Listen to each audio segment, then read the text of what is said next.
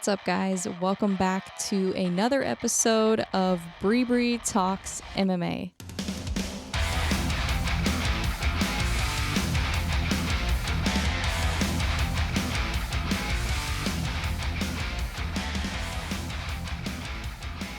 I am so excited today to cover the fights from last night. I went to the IKF Midwest Stand-Up Fight Series event in St. Louis, and it was freaking awesome. So I'm excited to talk about that. There was no UFC this weekend. There wasn't any bare knuckle. I think there was an LFA card. I haven't looked at the results from that yet. But as far as UFC or any like the major promotions, there wasn't anything. You know what though? I forgot to check Bellator. So maybe later on I'll have to see if there's anything I missed this weekend. But I know there wasn't any UFC. So I got to focus just on this event. It was my first time going to a live kickboxing event. So obviously I've been to the Shamrock fights and I've been to Bellator. But Shamrock, they have kickboxing, but mostly it's focused on MMA. So they have both. So they have kickboxing and MMA. But the IKF Midwest event was just kickboxing. So very different sports, and just was very interesting to watch something with just stand up, because I watch so much MMA. I don't really watch a whole lot of kickboxing, and even boxing I don't really watch a ton of compared to MMA. So it was fun to just watch stand up. I really enjoyed it, and I'm excited to talk about the fights. But before we get started, I want to remind you that I am affiliated with Jocko Fuel. So if you want to support me and support this podcast, then you can order, if you want supplements or energy drinks, whatever you need, order from Jocko Fuel. And then use my code BREEBREE, and then you will get 10% off. And then that will also support me and support this podcast. So thank you in advance for checking that out. And so now I want to talk about the fights. We'll just get right into it. So the first fight was Marquise Cooper defeated Eric Carrera via unanimous decision, and that was in the 160-pound division. I thought that was a good fight. First of all, let me just say, I thought all the fights were really good. I thought all the fighters did really well. I was impressed with all of them. And I thought that they were competitive fights, which I think is really important, because sometimes you go to, whether it's boxing or MMA or whatever, you go to events, and sometimes, or even if you just watch them on TV, and sometimes the fights can be like a little mismatched, where it's like one person is like way better than the other person, or way bigger, or, you know, sometimes they're very obvious mismatches. And I didn't really see any of that last night, so I was really glad to see just very competitive fights. There was a lot of back and forth, and there were actually a lot of fights that went to decision. As a fight fan, it's always fun to watch fights that are more competitive. Obviously, it's fun to see knockouts too, but when you watch just a back and forth stand-up battle, there's really nothing better in my opinion. So that was my favorite part of the night, was just the fact that the fights were so competitive, evenly matched, and it felt like they were having fun in there. It really did. It felt like they all really took it seriously, and I just want to give a shout out to all the fighters from last night. Everybody did a great job. I was really impressed. It was way more technical than I was expecting. Obviously, this being my first time going, wasn't really sure what to expect, but I really was impressed with it. Was impressed with the whole event in general, but also really impressed with all the fighters. They had a lot of heart, had a lot of toughness, and they were also really technical, and you could tell that they really put a lot of time into this. So I have a lot of respect for that. But getting into the next fight, that was Yoser versus Huff, and Abraham Yoser won via TKO in the second round, and that was a 147-pound fight.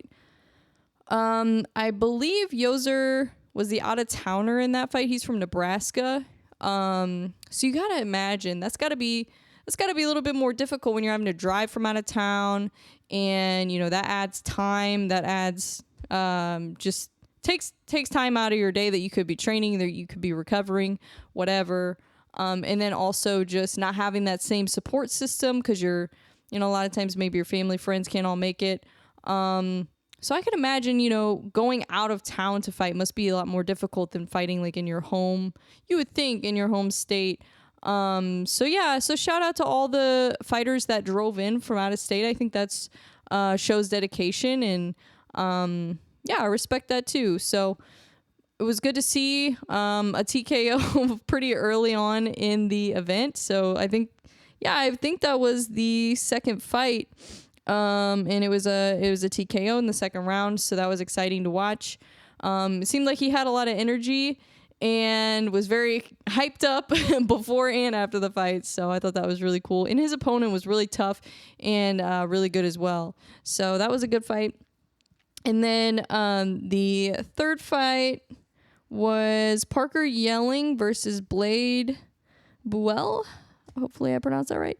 And that was a TKO as well. I think that was the fight that was a leg kick TKO, where he actually was able to stop the guy with leg kicks, which I could imagine taking a few leg kicks. I mean, it's got to be hard to stay on your feet, because especially like in MMA, at least you can go to the ground, but in kickboxing, you don't have that option. So if you get leg kicked and you lose your balance, or you just can't seem to stay up, that's got to be tough. And then not really having time to recover. And that's something that I didn't really think about, is the difference between utilizing leg kicks in kickboxing and utilizing leg kicks in MMA. Because like I just said, in MMA, you could always just take the fight to the ground, or maybe just stall a little bit, take them down if you can, and try to recover, and then get back up when you are actually recovered. But you can't do that in kickboxing, because you got to stay on your feet. So I thought that was really interesting to see pretty early in the fight too. I mean, these are amateur fights. These aren't professional fights.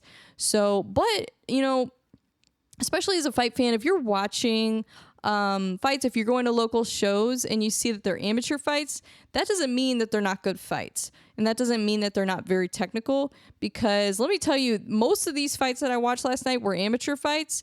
And they were actually really technical and very competitive, and just, you could tell they really took it seriously.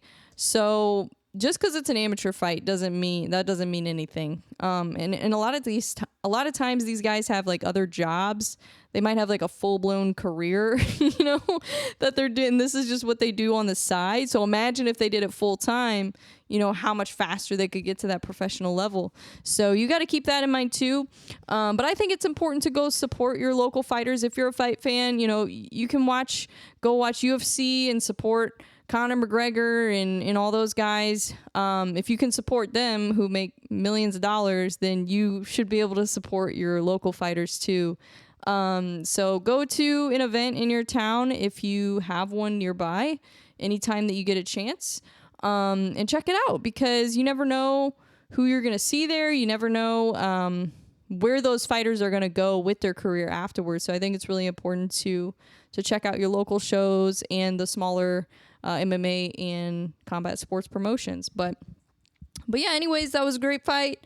Leg kick TKOs, I always love to see those, because I love watching leg kicks, because I don't love watching it because it does look really painful, but I love watching the technique. I guess you could say I like watching the technique. But the next fight was Luther Guerin versus Alex Miner.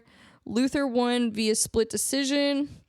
I thought that he won the second and third round. I thought it was a really close fight.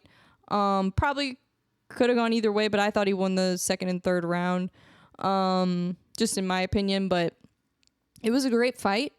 Luther did a great job of using his teep kicks to kind of create the space, because his opponent was wanting to initiate a lot of the clinch exchanges and do that kind of thing, and which is great because it's Muay Thai, it's kickboxing. But I think Luther did a really good job of, hey, no, I'm going to keep this fight at a distance. And he was using, I kind of noticed he picked up on it a little bit more in the second and third rounds with using those kicks to kind of create that space.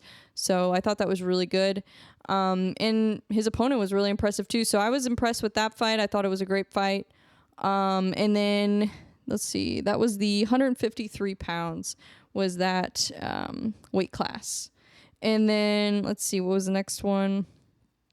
So then Ty Prackett versus Loam. That was also a split decision. I thought Ty was really impressive. He's really young. I think he's like 18 or 19, really young kid. And he did a great job of using distance as well. And I noticed that I think he was a southpaw. And I'm a southpaw too, so I always like watching southpaws. But yeah, he did a really good job. He's really tall. So he used his length, and he knew what to do in there. So he got it done. It was a close competitive fight, but he ultimately got it done and got the decision. So good for him. And then Martinez versus Dunn. That was also a unanimous decision. That was a good fight. I enjoyed that one. And then Chance Croson versus Dr. Vince Guerin at 135 pounds. So Chance is actually the older brother, I believe, of James Croson, who owns The Church, which is a MMA kickboxing gym in St. Louis where a lot of these fighters train at. And so I thought that was interesting to see him fight since he does have that relation to James. And then his opponent is actually a legitimate doctor. So when I said Dr. Vince Guerin, yeah, he's literally a doctor. And he's a fighter. So I think that's really cool. You would never expect a doctor to be a fighter because they probably see all the injuries and like things that can go wrong. And they're like, wow, this is crazy. But also, I guess on the other hand, they might see all that and then they know how not to let that happen. I guess they understand recovery and safety a lot better maybe than other people. But I thought that was really cool that he's an actual doctor.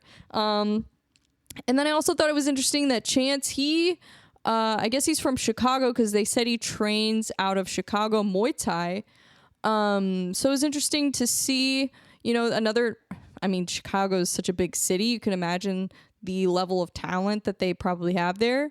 I don't really know a ton about the MMA or kickboxing scene in Chicago, but I would imagine it being a big city that it would be, a little bit bigger than it is here. So I thought that was cool. And that fight was at 135 pounds, and Chance ultimately won with a unanimous decision. I thought that was a really technical fight, and you could tell both of those guys took it really seriously, and you could tell that they've been training for a long time. They just looked very prepared, very professional, and very technical fight. So I really enjoyed that one, actually. You could just tell their technique was on point. And it was great. I love that matchup. I think it was a great matchup. Whoever made that fight, they knew what they were doing because that was it wasn't like a brawl type of fight. It was a very technical fight, but I actually really like watching those. I know some people prefer to watch people just trying to knock each other's heads off, and that's great too, but I like to have a balance of both. I like to have, those fights where they're just brawling and hitting each other. And then I also like to watch the fights where it's very like a chess match, like very technical. So I really like that fight. And then Quentin Bender versus Bam Nickman. That was a knockout, I believe. Quentin Bender won that fight. So that was good. That was a good fight too. And then, see who is next. Austin Miller versus Jesse Wright at 172 pounds. So I believe that was a fight that was supposed to happen before, and then it ended up getting rescheduled. I'm glad it did because that was a great fight. And Austin Miller won the fight. I was really impressed with him. He just seemed, again, like, I could say this about all these fighters, honestly, but they seem so serious about this, and it really shows. And I like that they're taking it this seriously, because even if it is an amateur fight or a smaller fight, or maybe it's your first fight, whatever, I think it's important to take it seriously, and the people watching it can see that. So again, Austin Miller was really impressive. And that was just a really good fight. It really was. It was very technical, and I enjoyed it. I was having fun. I was watching the whole time. I didn't want to look away because there was just nonstop. It was like back and forth. So it was really good. And then the next fight after that was the women's fight. So the women's fight was awesome. It was Mary Dalton versus Ashley Pryor. And Ashley Pryor, she actually took this fight on short notice. I think she took it on like a week or two notice, which, you know, that takes guts. First of all, it takes guts to get in the ring, but to get in the ring on short notice, that takes special kind of guts. Like that's a special kind of person that is willing to do that, and just take a risk and put it all out there. So, props to her for taking that on short notice. And she actually, in the first couple rounds, like, I mean, I feel like that fight could have gone either way as far as the decision goes. But, I mean, if they would have given it to her, I wouldn't have been shocked. I think either way, it was just a great fight. I think it was just a really good fight. And it was kind of two different styles. Mary's very tall, very long. And it looked like she was using her kicks a lot more, which makes sense because she's being the taller fighter, the longer fighter, probably wanting to use that distance and use her range a little bit more. And then Ashley, she's like a little pit bull. Oh my gosh. So I think she's probably about my height. I'm 5'1". She looked like she was about my height. And yeah, just a little pit bull. She was aggressive and she kept coming forward, kind of had a more boxing style of fighting. And yeah, the first couple rounds, I thought she did really, really well. And then I think Mary kind of switched it up on her a little bit in the last round for sure, but also kind of in the second round too. But Ashley was, yeah, she was giving her a handful, and it was fun to watch. I love watching women's fights. You guys know this. I love it. I wish there were more women's fights. There was only one women's fight on this card. Which doesn't surprise me because there's not as many female fighters as there are male fighters. I mean, that's just the way it is. This is a male-dominated sport. But I think in the future we'll probably see more female fighters as it becomes, I guess, more normalized for women to be involved in MMA. And now you're even seeing like women in wrestling, in schools, and stuff like that, jiu-jitsu. So I think all these different avenues that people can get into combat sports is really going to help down the line to get more women in MMA, kickboxing, boxing, and all that stuff. And I would love to see a world where people care just as much about the women's fights as they do the men's fights. But props to Mary and Ashley. That was a fantastic fight. It went all the way to decision. Like I said, I thought it could have gone either way. I was just happy to be there, okay? Like, I'll let the judges do the scoring. I'm just happy to be there and watch these fights. The fight after that was another great fight. It was Daniel Boyer versus Nuriel Henry. And that was 142 pounds. And it was a title fight. So it was for the stand-up fight series title. And Nuriel Henry, I didn't realize this until afterwards, but he's a capoeira fighter. So I guess that's his style, which if you watch UFC, you might know Michel Pereira. He also fights with that style. That's his background in martial arts is capoeira, which is a Brazilian style of martial arts, for those of you who don't know. And it's very interesting. It's almost like... It's like an acrobatic style of fighting. And I saw like after he won the fight, I don't know if he was doing backflips or handstand something. He was doing all kinds of things, which I thought was pretty cool. But very entertaining fight. Just a very entertaining matchup in general. Both of those guys are really good. Daniel Boyer, who I had been told about before, he's really good. And then Nuriel, he was swinging for the fences. I mean, man, he has some power, and he was kind of more that brawler type style, I guess you could say, with his fighting, but it worked for him. And he got it done. I think I want to say it was the second round that he ended up getting the TKO. So then the next fight, Sheldon versus Boyd for the 182-pound Missouri-Kentucky title. That fight went to decision. Clayton Sheldon won. And it was another like really good back and forth fight. Clayton Sheldon, I watched his post-fight interview, and he was saying how he loves to fight, and I thought that was awesome. And you can tell that he does, and you can tell that a lot of these fighters really do love to fight, and I think there's nothing better than that, to watch somebody do what they love. I think that is the coolest thing ever. To be able to watch that and be entertained at the same time is a really cool thing. So yeah, great fight. And then the next fight was Patrick Vega versus Mike Terry. And this was for the 165-pound Missouri title. This was probably my favorite fight on the card. At least this was the fight I was most excited about, because I know Patrick, and I've seen that he's been on a tear. He's still undefeated, which is awesome. And he ended up defeating Mike Terry via TKO in this fight. I think it was in the 5th round, so it was pretty close to the end of the fight. And the first couple rounds, Patrick, looked like he was struggling a little bit. Or maybe not struggling, maybe just wasn't all, present with what was going on, and maybe it took him a while to kind of get into his groove. But while I was watching, I wasn't really worried, because I've watched Patrick fight before, and I've noticed that he kind of weathers a storm sometimes early in the fight, and then comes back and he's like, oh, gotcha. So I think that's really cool. I actually think that's one of my favorite types of fighters to watch, is someone who can come back from a little bit of adversity, because it just shows their toughness, it shows their heart. And I think it's just good to see how fighters deal with adversity. It's like, do they give up? Do they quit? Do they throw in the towel, or do they keep pushing, keep fighting, and dig really deep to get that win? And that's what Patrick did. He really, not that he was really ever in that much danger, I don't think.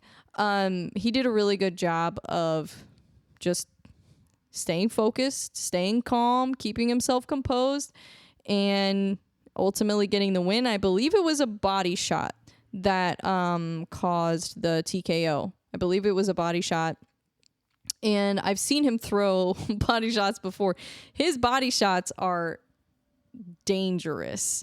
I've seen him throw a lot of them, and I think that's just like his trademark thing, in my opinion, are his body shots. But Mike Terry, I was impressed with him too. I honestly thought going into the 5th round, I was like, I don't know who's going to win this fight. I think Mike Terry might be able to pull this off.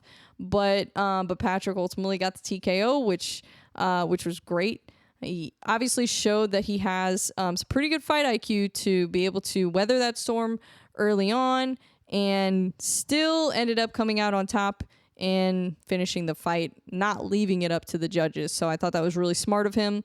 And but yeah, Mike Terry, he was really aggressive, especially in the first couple rounds. Seemed like he was kind of pushing the pace a little bit more, and I was really impressed with his kicks, just his technique overall. He looked very technical in there.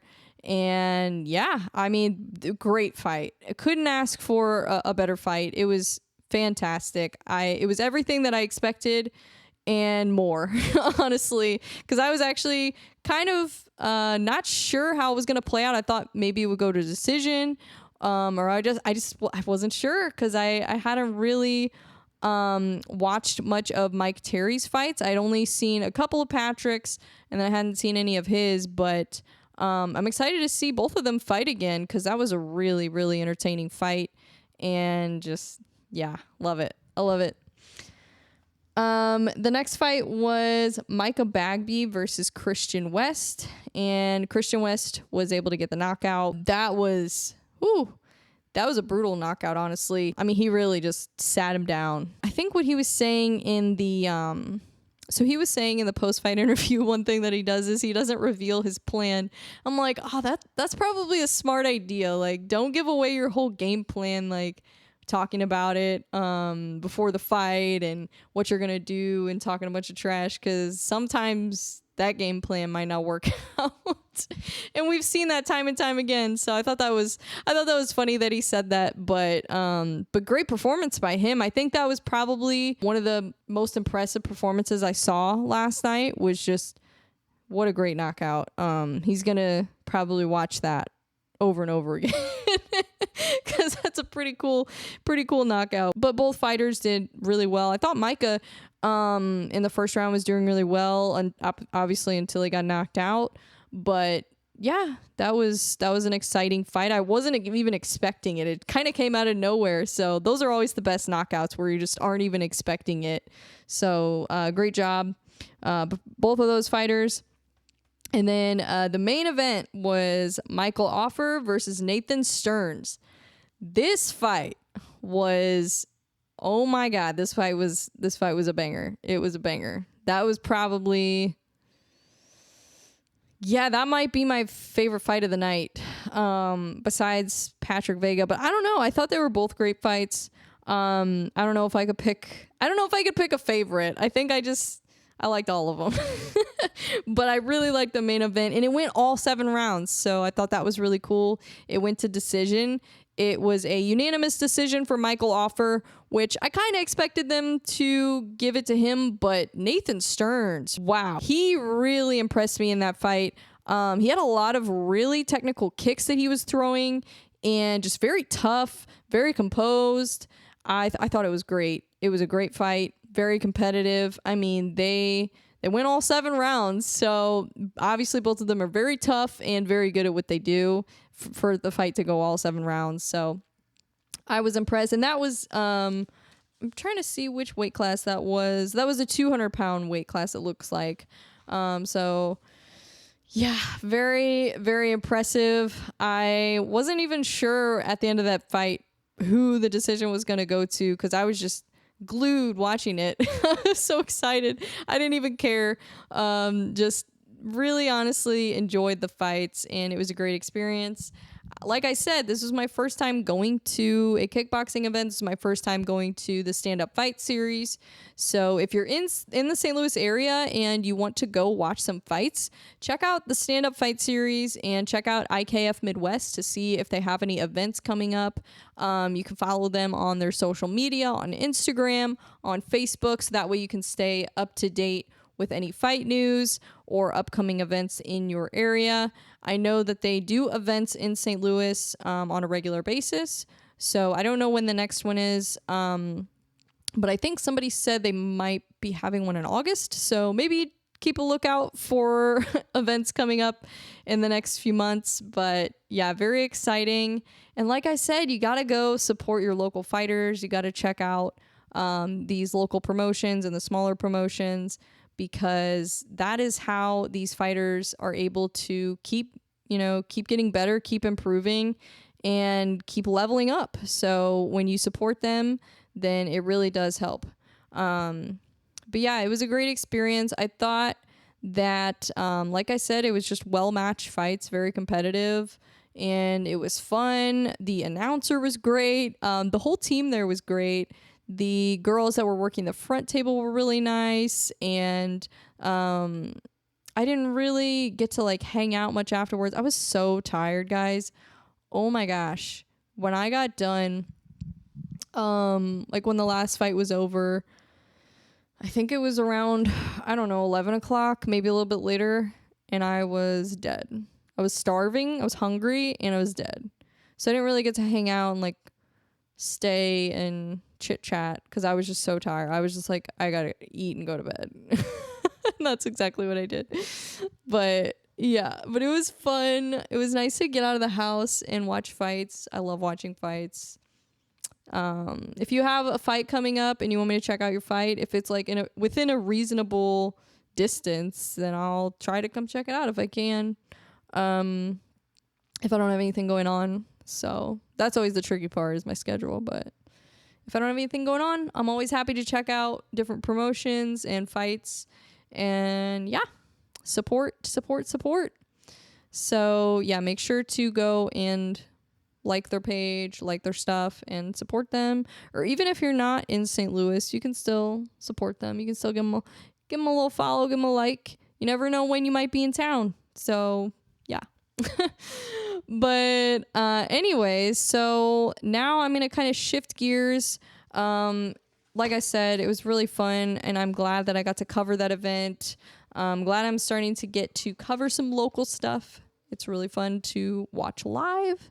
You know, it's cool to watch on TV, but watching it live, that's pretty dope. I really do want to go to a UFC event this year too. That is definitely on my list of things that I want to do. So I hope I can make that happen soon because I really want to go. I really want to go. But okay, let's go to UFC and check out what is coming up. Oh, the Ultimate Fighter premieres in 2 days on Tuesday. Well, that's exciting. So the Ultimate Fighter, let's talk about that. The Ultimate Fighter is back, which I love. Michael Chandler, obviously, is a coach. Conor McGregor's a coach. So that's gotta be... I said this before when they announced this. I'm like, those two personalities together, they're both very big personalities, but in very different ways. Like Michael Chandler is more of like positivity, discipline, you know, just family oriented. Like that's kind of his vibe. And then Conor is more like the bad guy, I guess you could call it. And he, you know, everybody knows Conor. He's Conor. He just has a certain way of carrying himself. He's very outspoken. He's not afraid to rile people up and say things to get people, you know, maybe a little angry. So I'm curious to see the banter between those two. That's got to be something. Because I just remember him on The Ultimate Fighter before, and I was like, oh my God, this is great. This is fantastic. So that'll be fun. It'll be interesting to see both of them as a coach. I think Michael Chandler would make a really good coach. I would imagine. Just based off what I've seen from him talking and fighting and everything, I just feel like that's definitely something that's up his alley, is coaching. And he seems like the kind of guy that you definitely would want to have in your corner, like very, very good at motivating people. And yeah, just a very positive guy. I'm a fan of him. I really am. And I'm a fan of Conor too. But I always like to talk trash about Conor because he's just, you have to. He's Conor. Is that fight going to happen? Chandler versus Conor? Because I just saw Conor said he might be thinking about going to bare knuckle. Which he could probably still do UFC and bare knuckle at the same time because he's Conor and he gets special treatment, which is understandable. I guess I don't know, maybe considering going to bare knuckle. I just never know what to believe with him because he always says things and then it's like it's not true. So I just don't even know what to believe. I don't know. We'll see. We'll see if that fight happens. We'll see if he goes to bare knuckle. If he does go to bare knuckle, though, I think that'd be great because then he could either fight Eddie Alvarez or Mike Perry or somebody.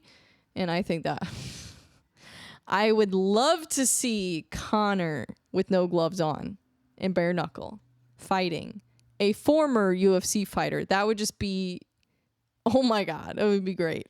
I think him versus Mike Perry would actually be a really good fight. I really do think so.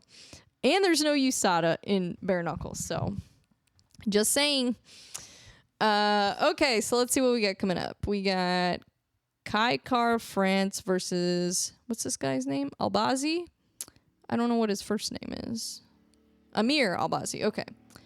And this is flyweight. So Kai Kara France is ranked number 3, and Amir Albazi is ranked number 7. I'm pretty sure I've seen Albazi fight before. He looks really familiar. I didn't recognize the name right away, but now that I'm looking at a picture of him, I've definitely seen him fight before. So this looks like a really interesting fight. So Kara France is 24-10. Albazi is 16-1. I just remember him fighting Askar Askarov. I remember that fight very vividly.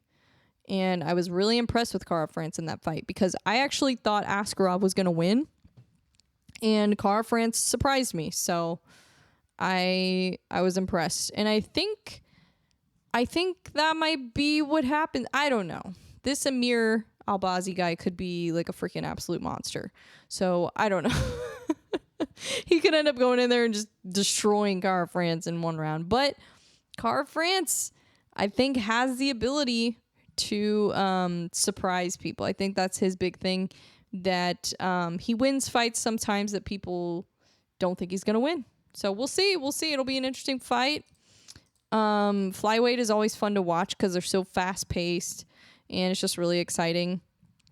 And then also the co-main event, I'm actually really excited for this because Alex Caceres is fighting he is fighting Daniel Pineda. That should be a really good fight. I actually might be more excited about that fight than the main event. That's a good fight. And then Jim Miller versus Jared Gordon. Ooh, that's going to be a banger. That's a good fight. Tim Elliott versus Victor Altamirano.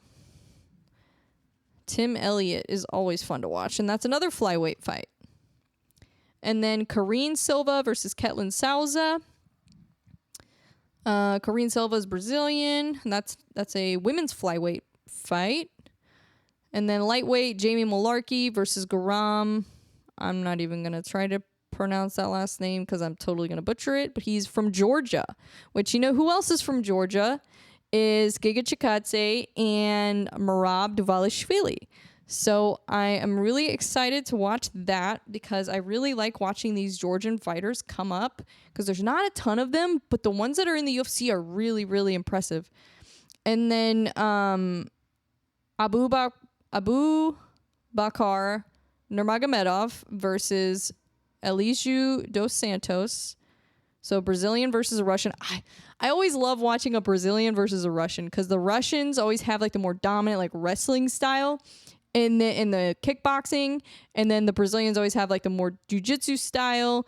So it's always interesting to see how they match up. But anytime I see a Nurmagomedov last name, I'm always going to pick them. So I'm assuming that he will probably win that fight. But I don't know. You never know. We'll see. He's actually not even a favorite on the odds. So who knows? But I never usually like to pick against somebody with the last name Nurmagomedov. Definitely a history of winning in that family. So, and then Andrei Arlovsky is fighting. He's fighting Don'Tale Mayes. Daniel Santos is fighting Johnny Munoz. Elise Reed is fighting Jinyu Fry.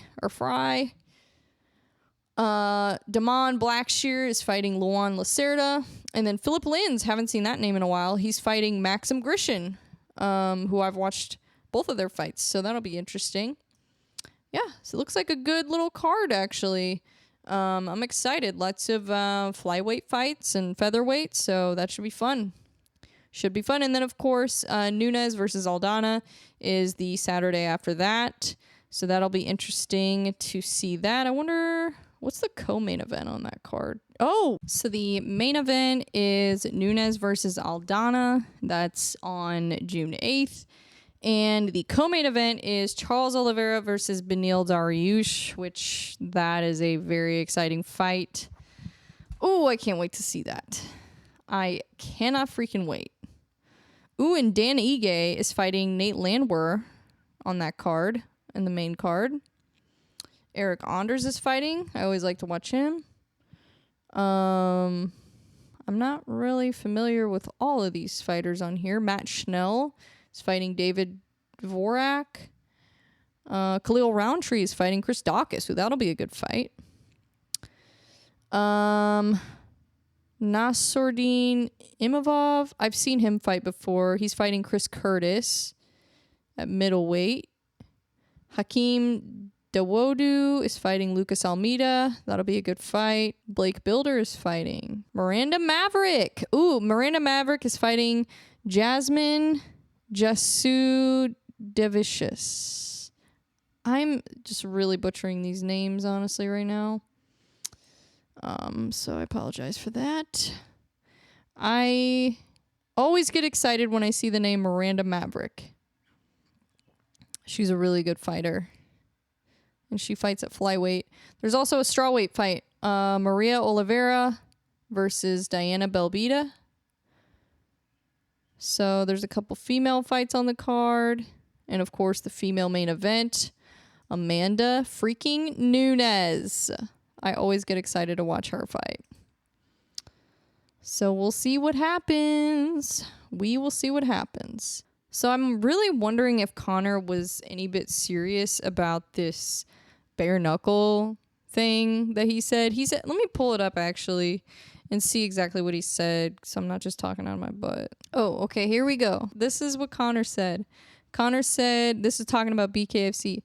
Yes, I would do it, and I'd be happy to do it. Boxing can be a snooze fest. MMA can be a snooze fest. There's no chance of a boring fight in bare knuckle. That is a fact. Because even if it is just a back and forth jab match, even a jab splits the skin. So from the split skin causes panic in the ring and the crowd rises and there's zero chance of a boring fight. So it's interesting. I'd be up for it for sure. Why not? I'm up for it because I like bare knuckle, and that would bring a lot of eyeballs to bare. If Conor McGregor went to bare knuckle, even for just one fight, because they do one fight deals in bare knuckle a lot, actually. If Conor McGregor went to bare knuckle and did a fight, imagine what that would do for bare knuckle fighting championship. That would change everything for them. Oh my gosh. They really should try to make that happen. But here's the thing. Conor likes to get paid. I mean, he should. But can they afford Conor McGregor? I don't know. I don't know. So we'll see what happens with that. But you know who else I think we might possibly see in bare knuckle is maybe like Darren Till, because I haven't really heard much about him. He's not in the UFC anymore, and I don't think he was cut from the UFC. I think he just maybe became a free agent and just left. I don't know exactly what happened with that, but I don't think he was cut. Because I really want to see him fight Mike Perry in bare knuckle.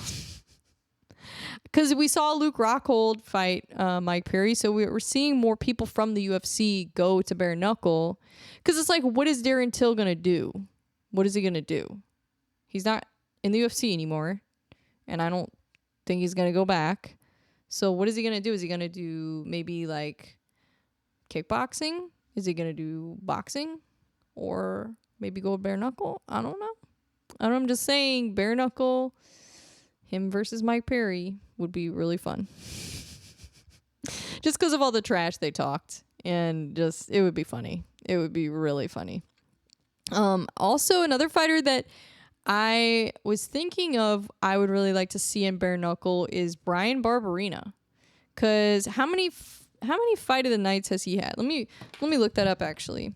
1, 2, 3, 4, 5 fight of the nights. Bryan Barberena. Oh. 5 fight of the nights. Anybody who has that many fight of the nights, I want to see them in bare knuckle. I just think that would be really cool if he went to bare knuckle, because he's coming off 2 losses. I don't know. And also, one thing that Eddie Alvarez was saying with bare knuckle is that it doesn't require as much training because they don't have to do the grappling training. They don't have to do the wrestling. They don't have to do all that stuff. So they can just focus on the striking. So, and it's shorter fights. It's not 5-minute rounds like in the UFC. So I don't know. That's just me getting excited because I like Bryan Barberena and I think it would be fun to see him in bare knuckle at some point. Maybe not right now, but at some point I think it would be really cool. Also, like, this probably won't ever happen. Or maybe, what if they did Nate? This is just fantasy, okay? This is just fantasy. But what if they did, and this would cost so much money, Nate Diaz versus Conor McGregor bare knuckle? That would be fun. That would be a fun fight. Because it's like, I don't know. I know Nate Diaz isn't a boxer. I know that. Like, I get that. Conor McGregor is more technical in stand-up than Nate Diaz. But what Nate Diaz is he's a dog. That's what he is. And bare knuckle, that's where the dogs fight. So I just think it would be cool. And then also like Justin Gaethje, you know, fighters with that kind of style, I think would be really fun to see in bare knuckle at some point. You know, maybe they get to the point in their career where they're like, well, I'm not going to fight for the title anymore, so maybe I should go to bare knuckle and fight for the title over there. And, you know, yeah, it's not the UFC, it's not the same thing, but at least they will get the recognition and they would be able to compete still with guys that are at a high level. So I think it would be cool. But I'm excited for just everything that's going on with PFL. And I did see I can't remember who it was. I think it was MMA Guru. Somebody was talking about PFL recently. He said there's no elbows allowed in PFL, which I didn't realize. I don't know how I feel about that. I guess maybe that's coming from like a concern for the health of the fighters, I would think. I don't know. I don't know what the reasoning is behind no elbows, but there must be some reasoning behind it if that's one of their rules.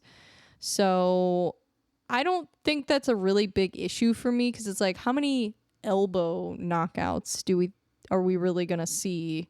Or how much utilization is there going to be of elbows in PFL? It's probably not a very high amount, not as much as like in a one championship or even UFC.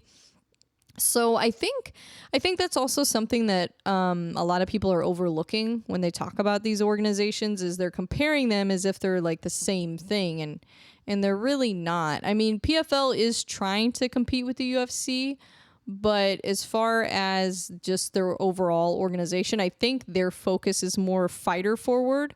I think that's the focus. I think they're really putting the fighters as the higher priority. And I think that's good. I think we need more of that, honestly. I like to see it. And yeah, maybe it's not as exciting because there's no elbows or whatever, but at least they are concerned about the health of the fighters. I think that's always a good thing.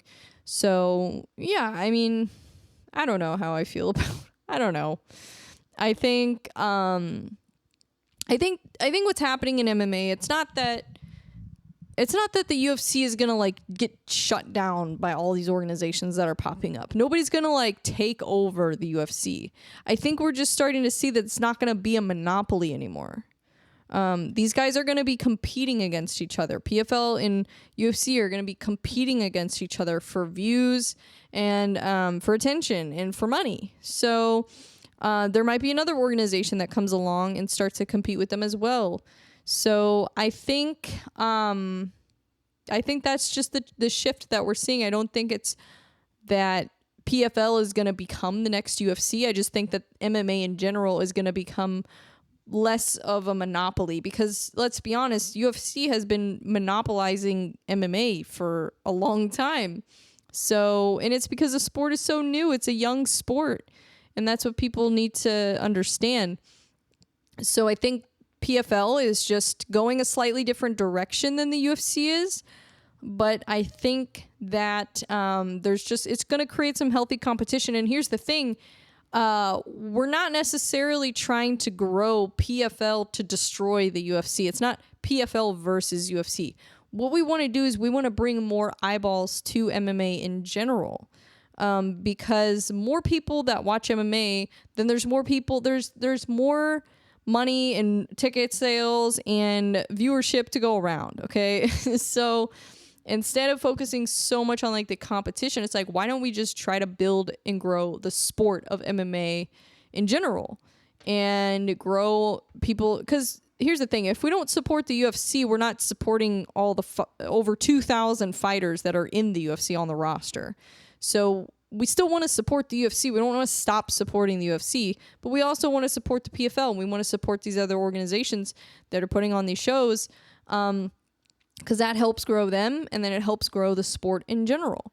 So I think the goal of what we should be doing is trying to grow the sport of MMA, and that will bring more eyeballs, more attention. And then, there's going to be some healthy competition between PFL and UFC, and I'm excited to see it because the UFC has been dominating for so long. it would be nice to see another organization kind of competing. And I don't think that it will take away attention from the UFC, because it's like there's a lot of people that watch the NFL, but they also watch college football. That's why I don't think they should try to copy the UFC, because if you just try to copy the UFC, then what you're trying to do is you're trying to take their viewers away and bring them to you. And what you should be doing is just trying to find your own audience or your own niche and attract a new fan to the sport, attract a new type of audience. And I think that's the move. I think that's what they should do, is try to attract a new audience. And you know who's really good at doing that? Is Jake and Logan Paul. They're great at doing that, attracting new eyeballs to combat sports, because they're able to have influence. And that's why it's so important for these organizations to use these outlets like podcasts and social media content and all of this stuff to help grow the sport, because it's going to get more eyeballs on it and it's going to get more people watching it. So I'm excited to see, just in general, the landscape of MMA, like how things kind of play out, because obviously I'm a huge fan of the sport, so I love to see it grow. And I think with just everything that they're doing, like I said, if they can take what they're doing and attract a new audience to the sport, I think that would be the easiest, well, not easiest, but the most long-term effective way to compete in the MMA space. I think that's what they should do, is just try to attract new fans to the sport, because to try to take away fans of the UFC is going to be difficult. So yeah, I think it's good what they're doing. I don't, like I said, I don't think it's a UFC versus PFL situation. I mean, it is in a way, but as far as, I guess, attracting talent, which is another thing that they really need to focus on as well, is attracting the best talent they possibly can, which they're doing a great job of so far, I gotta say. I mean, they've got Francis Ngannou now, and they've got a ton of other great fighters that are former UFC fighters. And they've got people that are going straight to PFL, like Claressa Shields. She's a professional boxer, like the women's GOAT of boxing right now.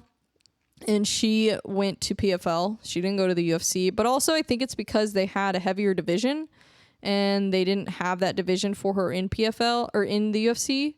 So she would have had to cut more weight. So I think that's why she went to PFL. Also, she just really likes PFL. So I think that's exciting to see that there are people going straight to PFL and not even going to the UFC. I think that's key. I think they need to have people from the UFC for sure, because they need to have those big names and names that people are going to recognize. But also they need to attract people that are coming from maybe other organizations, or maybe they're making their pro debut, or whatever the case is. But I'm really excited to see it, and it should be interesting to see kind of how they compete against each other, and just what the future looks like for MMA. I hope the fighters get paid more, and I hope that they start getting more support. But it's an exciting time to be a combat sports fan. It really is. And I'm trying to think, there was another fight announced recently. I think it was Dustin Poirier versus Justin Gaethje. Let me make sure that's actually happening before I say that. Yeah, Saturday, July 29th is Dustin Poirier versus Justin Gaethje, UFC 291. That is a banger of a fight. And the co-main event is Jan Blachowicz versus Alex Pereira. Tony Ferguson's coming back, fighting Bobby Green. That'll be an interesting fight. Two veterans, and not veterans like literal veterans, like veterans of MMA. I always feel like I need to clarify that. And then Paulo Costa is fighting. Stephen Thompson versus Michelle Pereira. Derek Lewis is fighting. Kevin Holland versus Michael Chiesa. Oh my gosh, UFC 291 is stacked.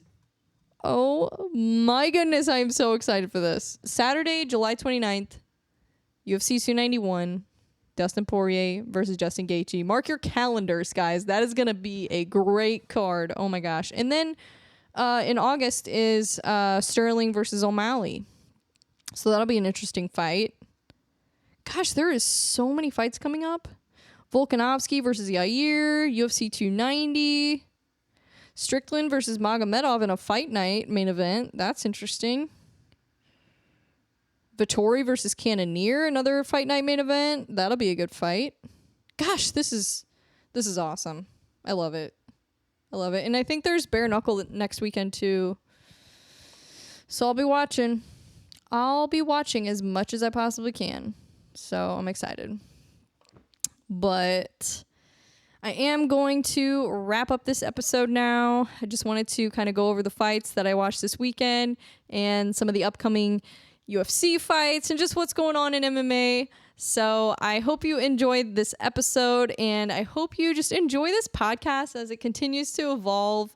Obviously, every single episode, I am kind of just watching it, listening to it, taking just feedback from, people that I trust that are helping me kind of grow my content and improve my content, and just kind of trying to start it from scratch again like I did the other podcast and just let it continue to evolve. So I am going to keep getting better and better. Don't worry. Just give me a little bit of time to kind of work out some of the kinks and work out just the overall flow, the format. And by the time I get to about like 10, 15 episodes, this will probably be a really, really cool thing. So I'm really excited to see it grow and evolve. And thank you guys so much for the support. Thank you to the Stand Up Fight Series for inviting me to the fights. And thank you to all the fighters for putting on a great show. It was fantastic. Again, can't say enough great things about it. Really excited to watch the next one, and really excited to watch UFC, watch Bare Knuckle, and all that good stuff this weekend. So that being said, I will see you guys again next week. I hope you enjoy the fights, and I am excited to talk about them. So I will see you guys later. Bye.